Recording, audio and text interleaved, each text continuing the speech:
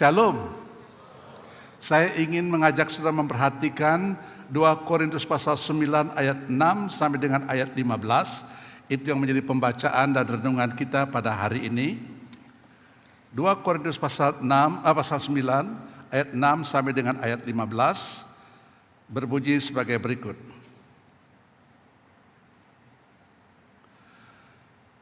Camkanlah ini, orang yang menabur sedikit akan menuai sedikit juga. Orang yang menabur banyak akan menuai banyak juga. Hendaklah masing-masing memberikan menurut kerelaan hatinya, jangan dengan sedih hati atau karena paksaan, sebab Allah mengasihi orang yang memberi dengan sukacita.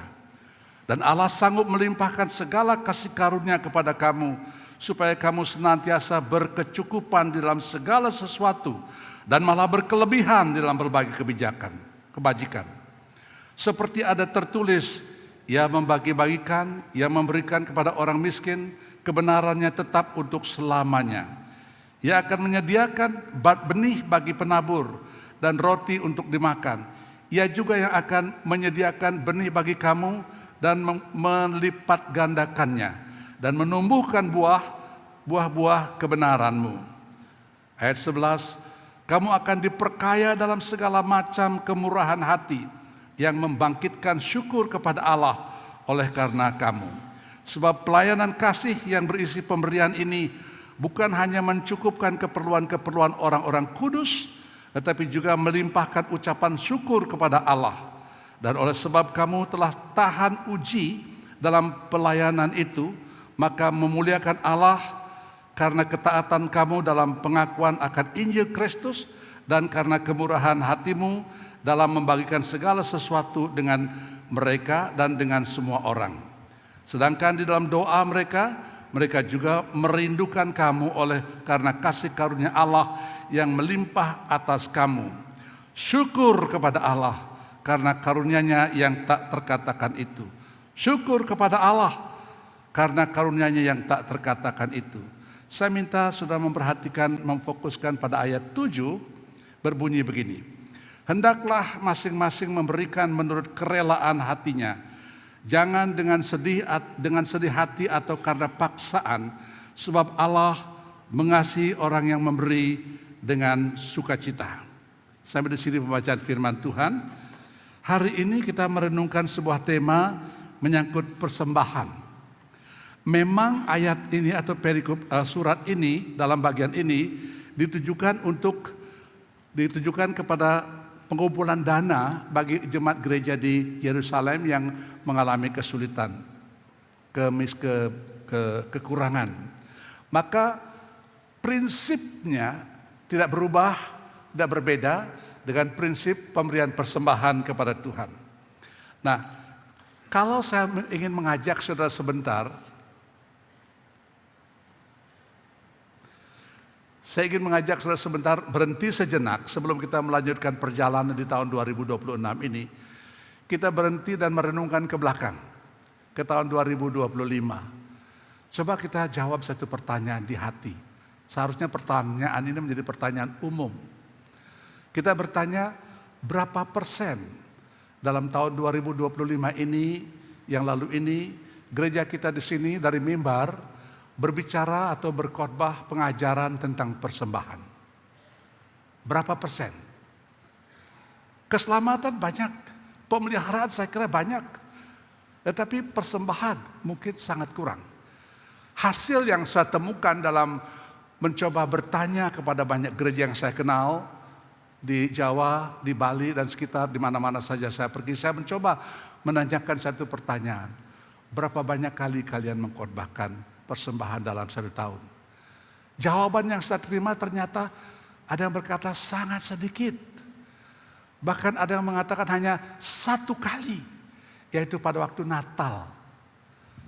Ada yang mengatakan 2 kali, waktu Natal dan waktu Imlek. Dua-duanya menyangkut soal memberi, bukan? Natal we give gifts, kita memberikan pemberian kepada orang lain, hadiah-hadiah.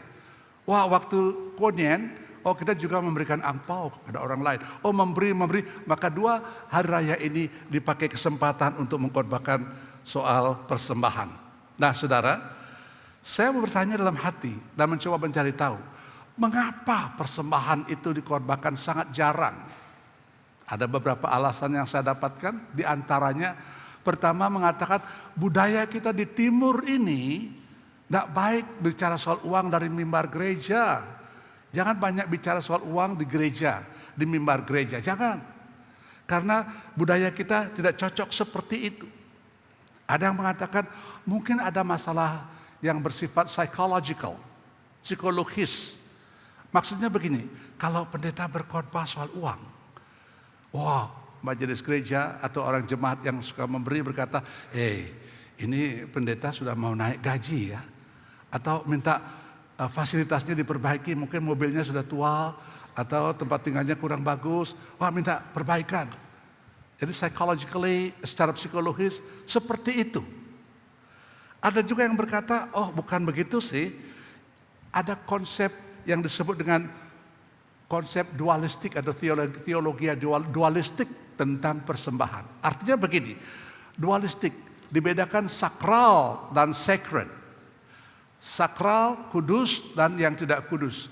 Yang rohani dan yang duniawi. Duit itu soal duniawi. Maka yang duit ini jangan dikhotbahkan di mimbar. Khotbahkan hal yang rohani saja. Nah ini. Karena itu gereja merasa tidak leluasa. Han pufang pian ya. Khotbah begini di mimbar soal duit tidak enak. Sudahlah, lewatkan saja. Tapi sebaliknya, ada gereja yang begitu getol bicara soal duit. Apa dia khotbahkan, akhir-akhirnya ujung-ujungnya ke duit. Khotbah ini UUD duit. Khotbah begini kadang-kadang bukan saja berarti menyimpangkan, memelintir ayat Alkitab. Kadang-kadang berarti menghancam jemaat, mengultimatum, kamu gak memberi kepada Tuhan apa yang Tuhan mau, awas Tuhan akan begini-begini dan sebagainya. Banyak sekali hal terjadi.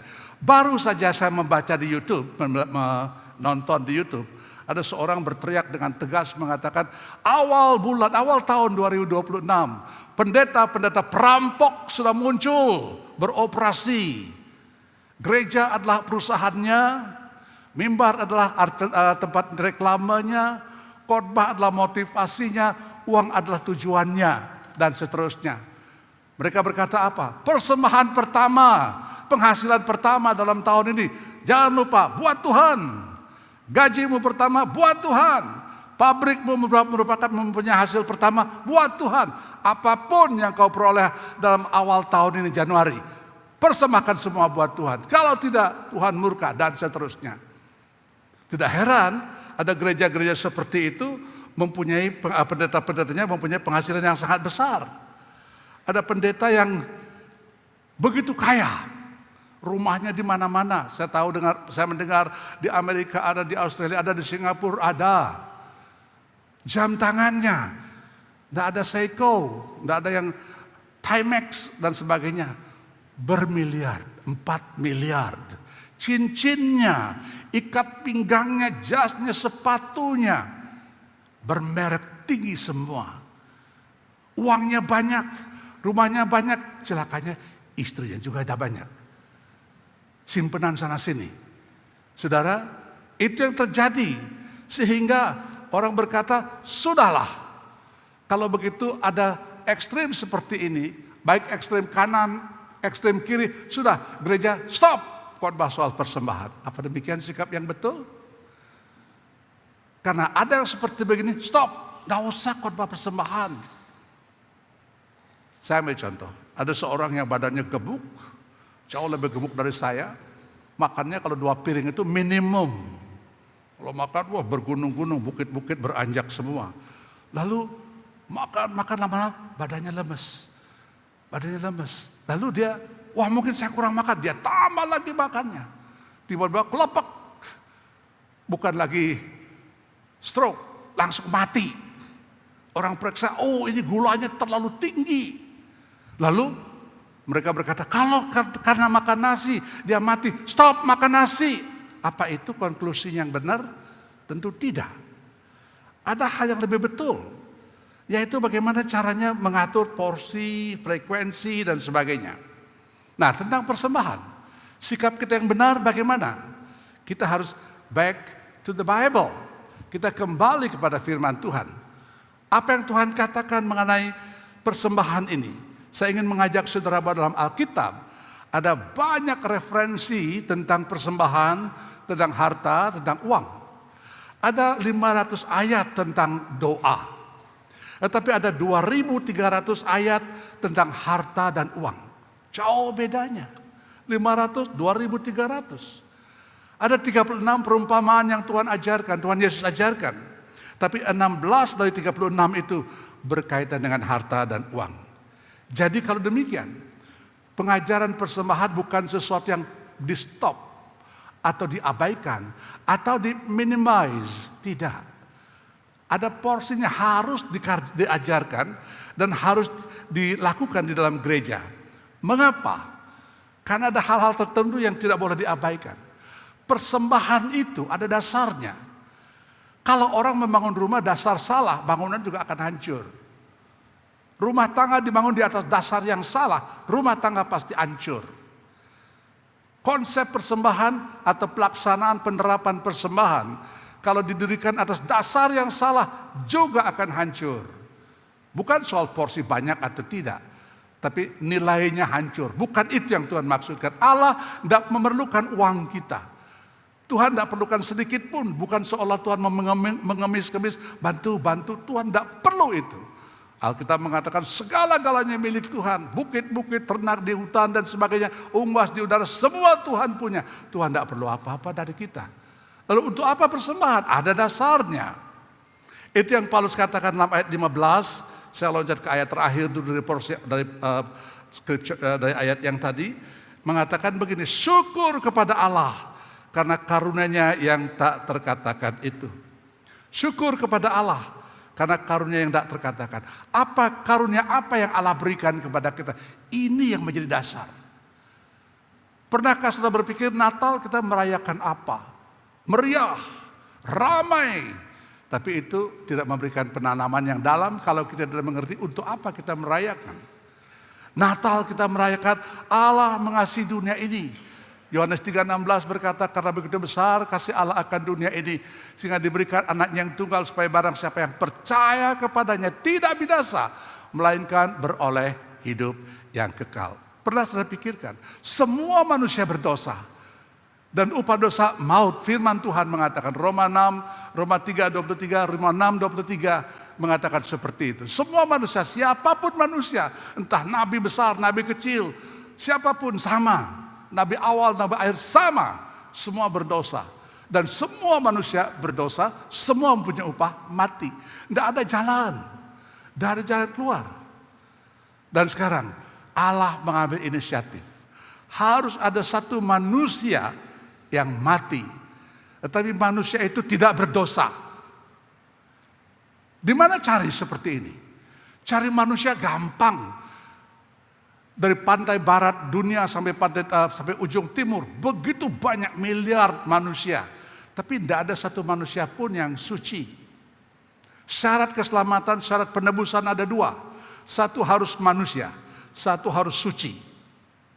Banyak manusia tapi tidak satu pun. Semua yang dikatakan nabi agung, nabi besar, nabi terakhir, semua mati kuburannya masih ada. Dia hanya membayar upah dosanya sendiri. Tidak ada yang bisa bayar dosa orang lain, upah dosa orang lain. Jadi kalau demikian tidak ada jalan. Di seluruh dunia tidak ada manusia yang bisa menggantikan orang lain mati. Semua berdosa, tapi kita cari ke sorga, semua suci, tapi tidak ada manusia. Jadi kalau demikian apa? Allah dengan hikmat yang luar biasa, Allah datang menjadi manusia. Yesus menghampakan diri menjadi manusia. Bukan berarti dia lupa atau kehilangan keilahiannya. Dia tetap Allah sempurna. Allah tidak pernah berubah menjadi tidak Allah. Allah tidak pernah berubah menjadi bukan Allah. Allah tetap Allah.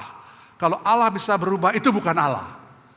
Maka Yesus datang ke dalam dunia sebagai manusia, dia tetap Allah, hanya ditambahkan kemanusiaan padanya. Sehingga kita mengakui Yesus adalah Allah sejati dan manusia sejati. Itu sebabnya Manusia ini harus mati. Dan kalau hanya sampai di situ dikubur saja, dia membayar utang dosanya sendiri. Tapi Yesus bukan manusia saja, tapi dia Allah adanya. Maka dia bangkit dari kematian, dia mengalahkan upah dosa itu, dia mengalahkan maut. Dan itu sebabnya di dalam dia kita beroleh hidup yang kekal. Dalam Yesus Kristus kita mempunyai kesempatan memperoleh hidup hidup yang kekal. Tapi itu bukan usaha kita. Bukan saya mau terima ya, jadi kalau nggak terima ya kebebasan saya. Bukan. Allah memberikan, maka Paulus katakan tadi, anugerah yang tak terkatakan. Tidak dapat dibayangkan. Mengapa demikian? Hidup kekal dengan hidup sementara di bumi ini jauh bedanya. Berapa umur saudara? Berapa umur kakek saudara? Berapa umur yang paling tua dalam keluarga saudara yang saudara kenal? 80, 100 tahun, ada 110 tahun. Hanya sebegitu. Tubuh mati, manusia mati, tapi rohnya kekal. Dan roh itu tidak pernah hilang, tidak pernah mati. Kekal. Kekalnya bisa di sorga, bisa di neraka. Salah satu. Tapi bersyukur kepada Tuhan. Di dalam Yesus kita percaya kepada Dia. Kita memperoleh hidup yang kekal.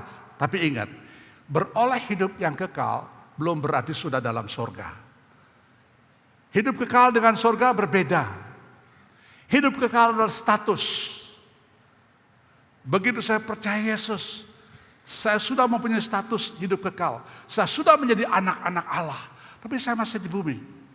Saya masih bergumul dengan begitu banyak permasalahan, sakit hati, tersinggung, luka, dibenci, dihina dan sebagainya. Semua masih kita tanggung. Di sorga tidak ada hal seperti itu. Di bumi ada. Kita masih di sini walaupun kita punya status kekal, hidup kekal. Tapi kemudian kita melihat, begitu kita mati, kita sudah berada di tempat itu. Itu disebut sorga.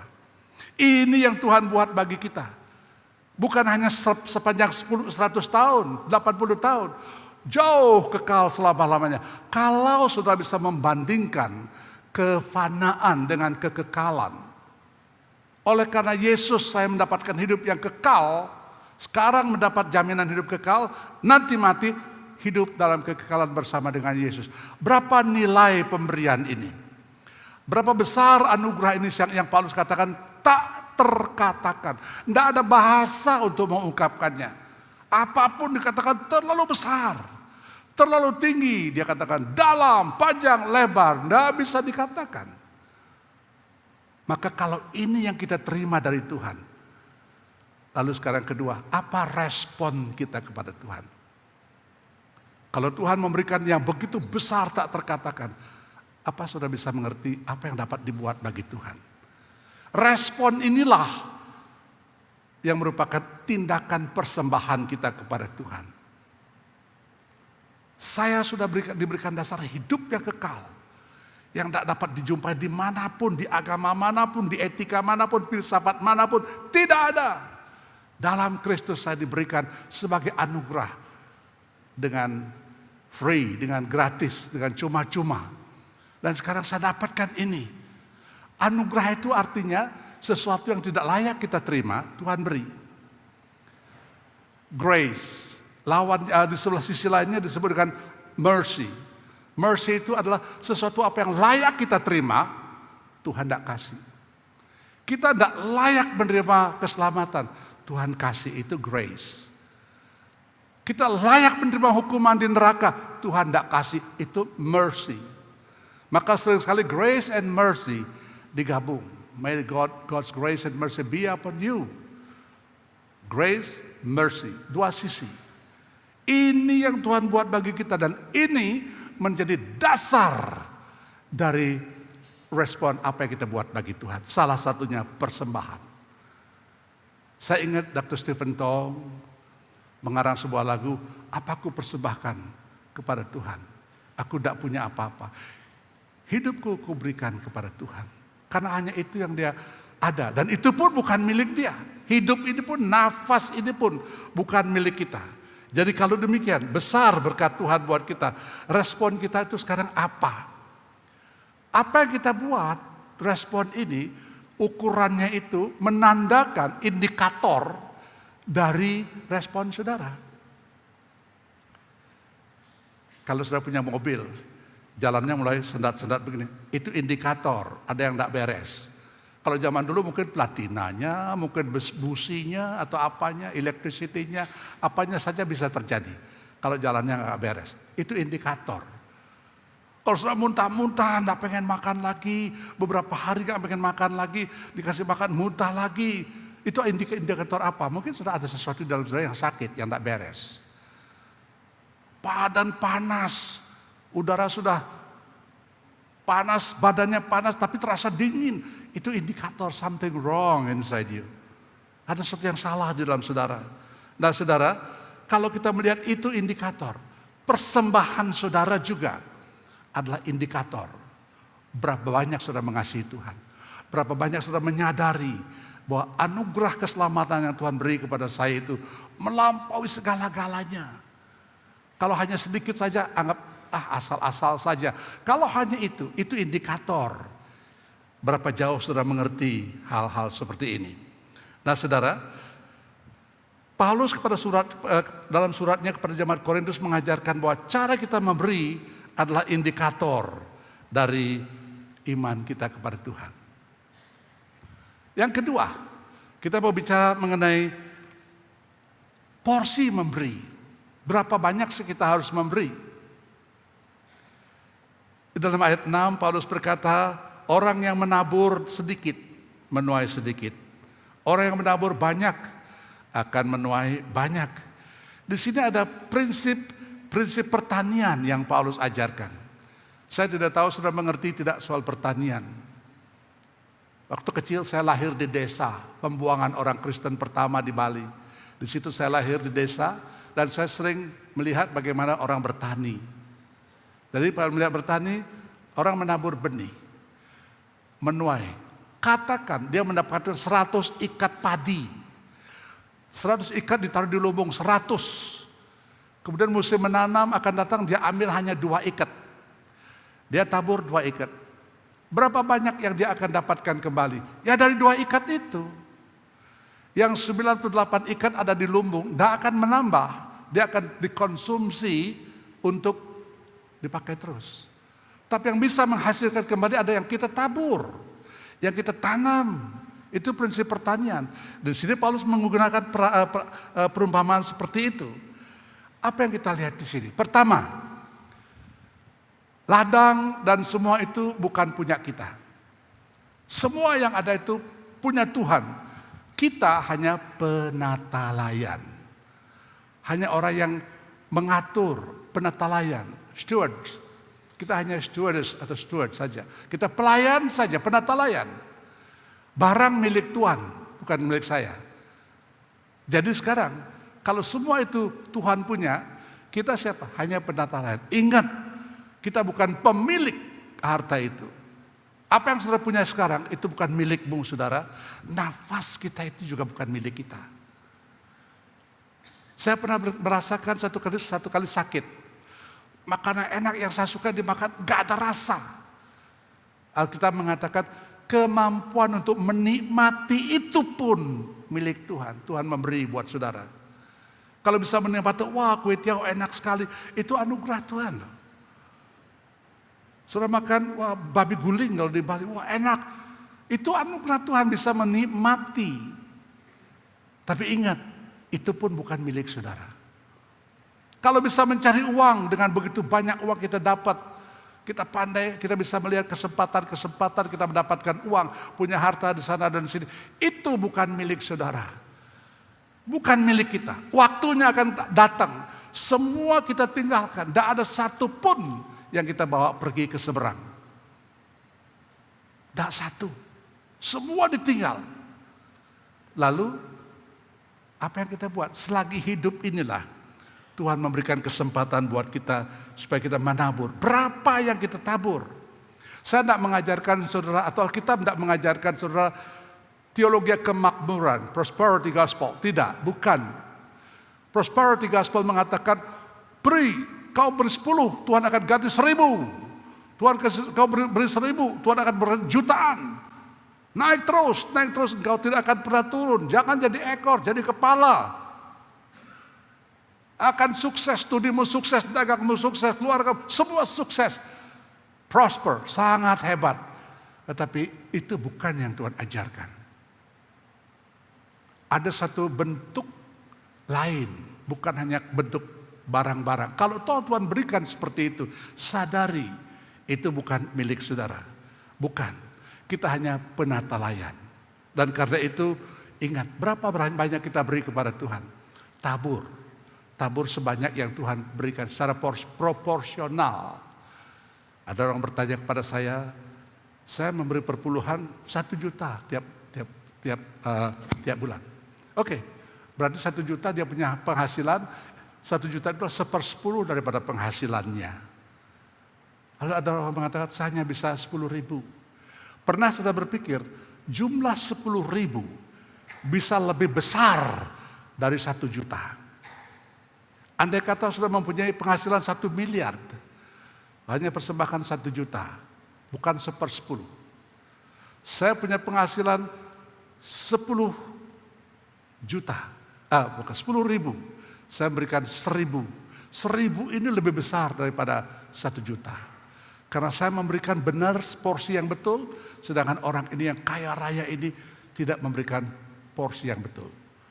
Must be proportional. Harus sesuai dengan porsinya. Dan jangan melihat dia sedikit kok, saya kok mesti banyak. Itu urusan itu bukan dengan orang lain, urusan dengan Tuhan. Banyak orang berpikir, saya kok bisa begini. Saya katakan semua salurkan dengan Tuhan. Saya nggak peduli orang katakan saya bodoh, buka pos PI di sana sini seperti menghambur-hambur uang. Tidak, saya tahu apa yang saya perbuat. Apa yang bisa saya buat dengan porsi yang ada Tuhan berikan. Saya lakukan sejauh itu. Nah, saudara, saya pikir firman Tuhan sangat indah. Mengatakan berapa yang ditabur, sebegitu yang dituai. Banyak ditabur, banyak dituai. Sedikit ditabur, sedikit dituai. Itu porsi. Dan yang ketiga, kita akan merenungkan memberi dengan rela, dengan sukarela.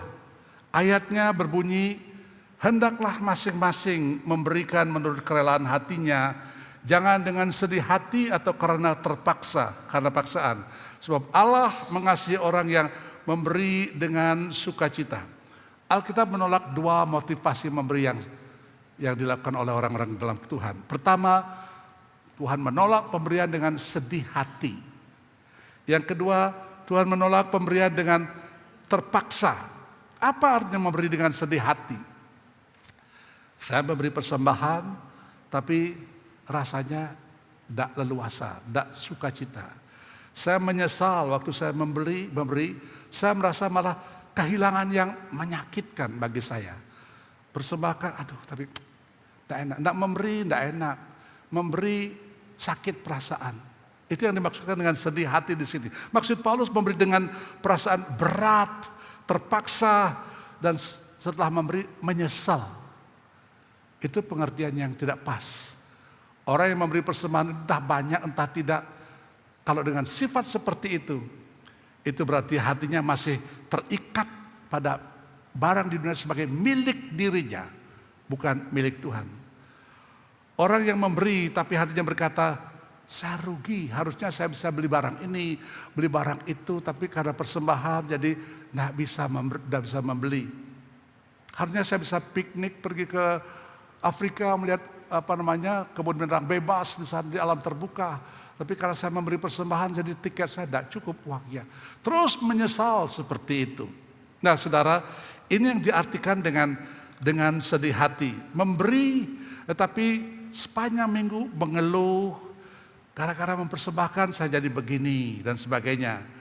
Andai kata saya tidak memberi persembahan, mungkin saya bisa lebih banyak begini, lebih banyak begitu. Terjadi terjadi, tapi sukacita tidak hadir dalam hidup kita. Memberi ada luka di hati. Apa Tuhan begitu perlu pemberian kita lagi? Sekali saya ulang, Tuhan tidak perlukan. Terpaksa, apa yang dikatakan terpaksa di sini? Saya tidak akan menggali ke dalam bahasa Yunani di sini, tapi saya ingin mengatakan artinya itu terpaksa itu ada tekanan dari luar, ada keharusan, ada keterdesakan, bukan dorongan dari dalam hati. Dorongan dalam hati harusnya dengan penuh kasih, Tuhan mengasihi saya lebih dulu. Sekarang saya bisa mengasihi Tuhan. Dengan dorongan kasih itu, satu dorongan yang sangat kuat. Orang memberi kepada Tuhan dengan kasih, dorongannya sangat kuat. Ada 3 daya dorong dalam dunia ini. 1, terpaksa. Ini adalah terjadi pada budak-budak. Kalau saudara belajar sedikit mengenai sejarah perbudakan di Amerika, di Eropa pada zaman dulu, saya membaca itu kadang-kadang saya pengen robek itu buku. Jahat sekali manusia itu. Orang budak itu tidak punya hak apa-apa, bahkan dirinya pun bukan hak dirinya. Diapakan pun dia boleh. Dia hanya bisa nafas tapi sebenarnya sama dengan meja, dengan kursi. Dia hanya barang. Jadi dia disuruh kerja, dia nggak bisa melawan. Gali parit dari sini sampai di sana, biar hujan, biar panas, biar petir menyambar, harus dikerjakan. Dia harus kerjakan. Karena budak. Orang mau mengerjakan karena terpaksa, itu yang pertama. Motivasi atau daya dorong kedua, yaitu ada imbalan. Ini mentalitas pegawai, karyawan. Kalau jasa saya begini, keahlian saya begini, kerja begini, saya cocoknya dibayar sebegini. Tapi kalau bayarnya lebih bagus, saya akan lebih baik kerjanya. Kalau bayarnya jelek, saya akan kurangi. Kalau tambah banyak, lebih jelek lagi, saya demo bersama-sama. Begitu kan zaman sekarang. Demo rame-rame, demo buruh. Mengapa? Dirasakan tidak cocok. Daya dorong itu menjadi bereaksi negatif. Nah saudara, itu yang kedua. Yang pertama itu terpaksa, yang kedua oleh karena ada imbalan. Yang ketiga, ini daya dorong yang paling kuat. Kasih. Kasih itu daya dorong yang sangat kuat. Lihat aja anak-anak muda waktu berpacaran. Saya juga pernah muda. Jadi waktu berpacaran, pacar jauh pun rumahnya kita cari. Hujan ke apapun kita tembus. Ajak makan uang terakhir pun, oh masih ada. Sedangkan sudah mau habis. Masih berani keluar uang. Dari mana yang mendorong itu? Karena saya cinta kepada, itu pun masih baru eros. Cinta erotik. Tapi kalau cinta agape dari Tuhan, tidak ada sebab mengapa Tuhan mengasihi engkau dan saya. Dia datang memberikan hidup yang kekal. Kalau demikian Allah mengasihi kita, apakah kita bisa memberi dengan baik kepada Tuhan? Besar kecilnya kasih itu dapat diibaratkan mungkin dengan daya dorong mesin mobil barangkali ya. Mesin mobil makin besar cc-nya, powernya makin besar juga. Kecil mesinnya, powernya juga kecil. Saya ingat dulu musim krisis BBM, bahan bakar minyak krisis. Wah banyak orang cari mobil yang paling irit.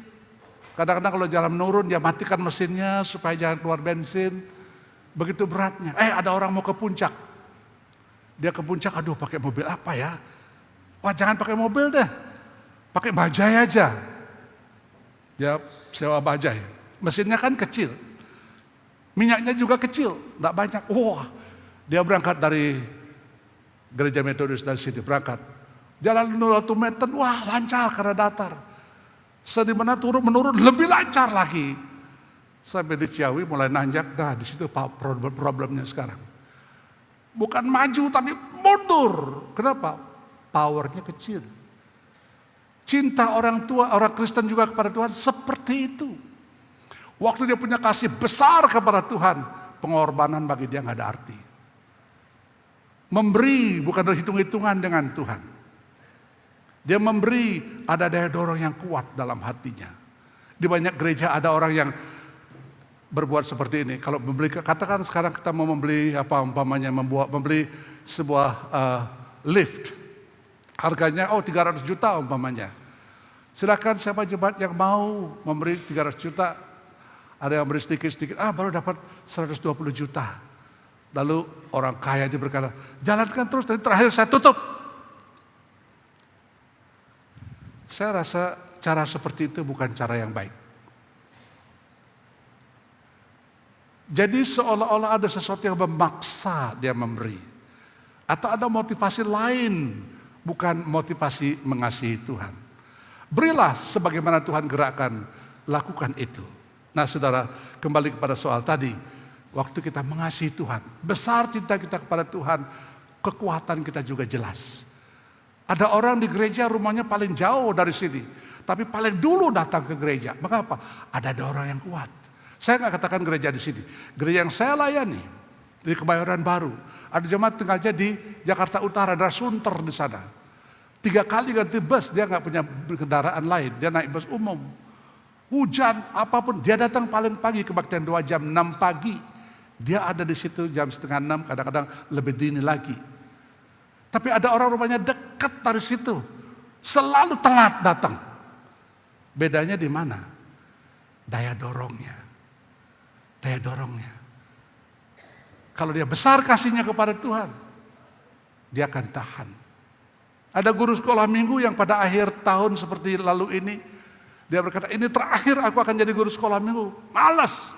Sudah buang uang, buang tempo, buang segala-galanya, dikritik habis-habisan, gak dapat gaji lagi.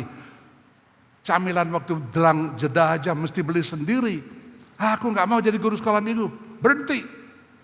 Begitu tahun pergantian tahun terakhir dia berhenti. Berapa dalam sih kasih orang seperti itu kepada Tuhan?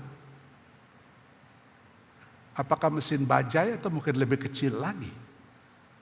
Itu urusan cinta kepada Tuhan.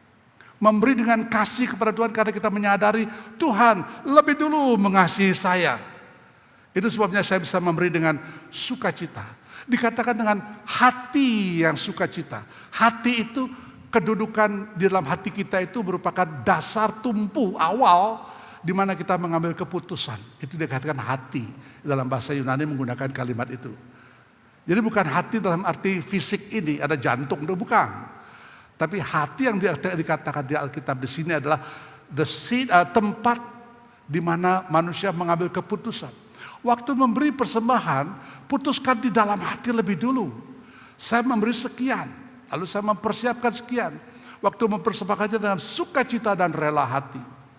Saya ingat tahun 84. Saya hadir di sebuah konferensi internasional di Washington ke selatan sedikit, namanya kota Cape May. Di pantai, itu 84 lama sekali. Tapi satu hal yang membuat saya teringat dengan satu hal yang tidak dapat saya lupakan. Sampai pada waktu kebaktian, hari Minggu tidak kebaktian ke gereja lain, tapi semua audiens, semua peserta hadir kebaktian di situ. Ada khotbah sampai jam persembahan. Persembahannya bukan dengan kris, belum ada waktu itu. Bukan juga dengan kolektor kantong, tapi dengan nampan. Orang taruh uangnya di atas nampan. Saya terkejut, ada orang yang dari awalnya memang sudah menonjolkan diri. Dia duduk di depan. Nah pada waktu persembahan datang, kepada dia dulu, dia taruh uangnya. Kemudian dia berdiri, dia ikuti membawa nampan ini. Sebelahnya mempersembahkan $5, dia ambil. Sebelahnya $1, dia ambil. Terus dia ambil. Saya pikir, ngapain itu orang? Rupanya dia memberikan persembahan, tapi tidak dengan keputusan hatinya. Tidak dengan persiapan yang baik, dia mau mempersembahkan mempersembahkan $2. Tapi uang yang dia bawa itu $100. Dia taruh di situ, dia ikuti sampai selesai dia pulang. Saya pikir ini gendeng, saya pikir ada orang begini ya. Itu membuat saya terpikir dengan ayat ini. Orang yang mempersembahkan tidak dengan hati yang dipersiapkan, tidak dengan keputusan di dalam hatinya. Karena itu kita perlu memikirkan dengan baik. Kalau kita datang persembahan kepada Tuhan, persiapkan dengan baik dari rumah. Kerelaan hati. Itu menegaskan bahwa kita dengan hati di dalam kita. Mengambil keputusan dalam hati kita. Dan kemudian muncullah sukacita. Sukacita itu adalah bentuk penyembahan kita kepada Tuhan. Waktu kita memberi dengan cara sukarela, dengan keputusan di hati, memberi dengan rela dan dorongan kasih, begitu menyerahkannya, wah kita merasa sukacita sekali, lega sekali. Boleh saya bersaksi satu hal, waktu itu saya masih sekolah di Singapura, saya pelayanan di gereja lain juga. Saya dari rumah sudah persiapkan, ini uang persembahan saya. Sampai di kebaktian di gereja, saya telat sedikit karena melayani gereja lain duduk, kemudian datang duduk di belakang, persembahan datang. Sudah jalan di tengah, saya baru ambil, wah rupanya uang persembahan hanya itu uang saya yang terakhir. Tapi itu uang memang untuk persembahan, saya sudah tetapkan sebegitu.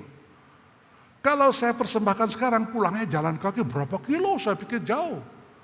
Kalau tidak persembahkan, saya sudah menetapkan mau memberi.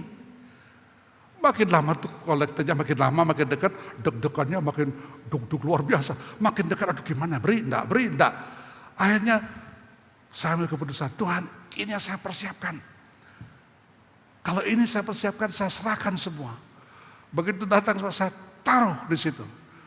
Hati saya lega walaupun deg-degannya masih ada, belum hilang. Pulang lagi jalan kaki jauh.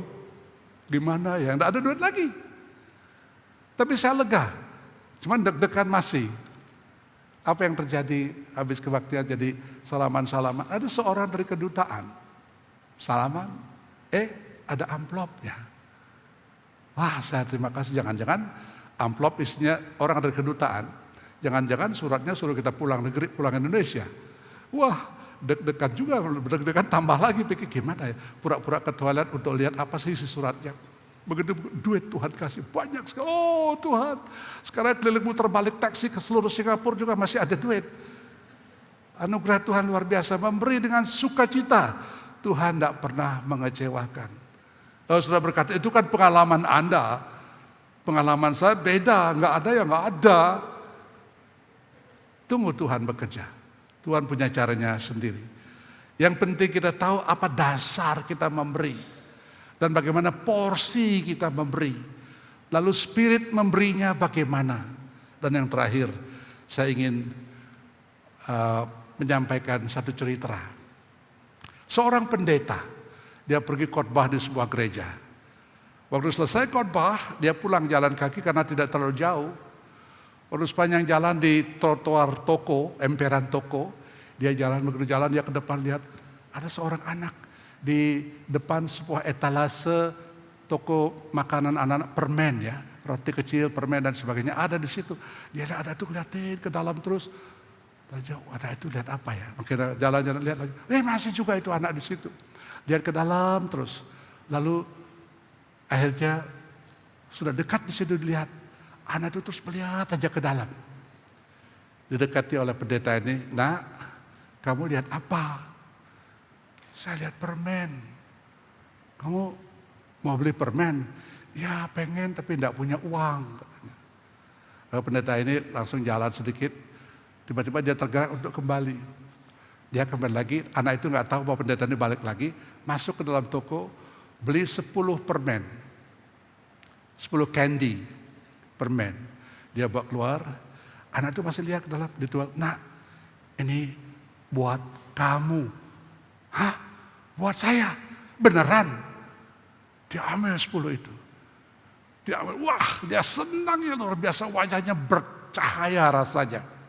Kemudian dia ambil satu, dia mulai makan, pendeta ini jalan sedikit, dia lihat ke belakang, waduh anak itu enjoy-nya luar biasa, nikmat sekali.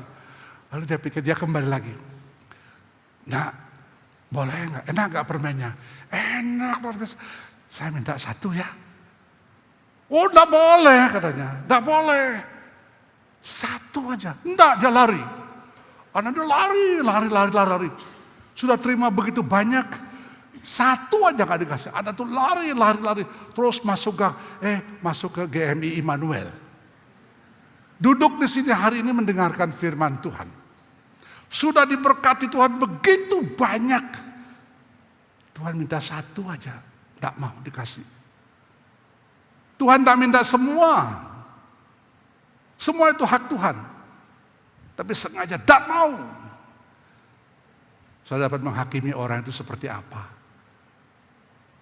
Itulah buat kita sekalian.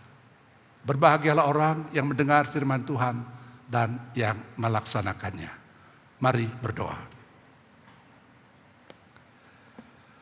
Sudah kami dengar sabdamu ya Bapa. Engkau mempunyai tujuan untuk hidup kami dalam mempersembahkan. Engkaulah yang tahu berapa banyak yang kau beri kepada kami. Kesadaran kami terlalu kaku dan tidak mau mengerti bahwa segala sesuatu milik Tuhan yang kau percayakan kepada kami. Engkau pemiliknya, kami hanya penata layan. Bapa, ampuni kami. Hari ini firman Tuhan sudah disampaikan. Setan segera akan mau ambil supaya apa yang kami dengar kami lupa dan tidak akan kami lakukan. Hamba mohon Roh Kudus memeteraikan firman ini di hati kami masing-masing. Supaya setelah kami mendengar, kami melaksanakannya. Karena Engkau yang mengatakan, berbahagia orang yang mendengar firman Tuhan dan yang melaksanakannya. Bapa, ampuni, kuduskan kami. Timbulkan di hati kami pengertian oleh pencerahan Roh-Mu yang kudus. Pengertian akan betapa tak terbatasnya anugerah Tuhan kepada kami. Sehingga kami tahu bagaimana memberi kepada Tuhan tidak dengan duka cita atau terpaksa, melainkan dengan rela hati dan sukacita. Karena Engkau memberkati orang yang memberi seperti itu. Bangkitkan gerejamu di dalam hal memberi kepada Tuhan sendiri sebagai persembahan, sebagai respon kami atas iman, atas keselamatan, untuk kekekalan yang Tuhan sudah berikan kepada kami. Bapa, terima kasih. Bersabdalah terus di hati kami. Berbicara di hati kami supaya kami makin mengerti dan kami sampai melaksanakan dengan sungguh-sungguh firman Tuhan yang sudah kami dengar. Terpuji nama-Mu ya Allah, dalam Yesus Kristus kami berdoa dan memohon. Haleluya. Amin.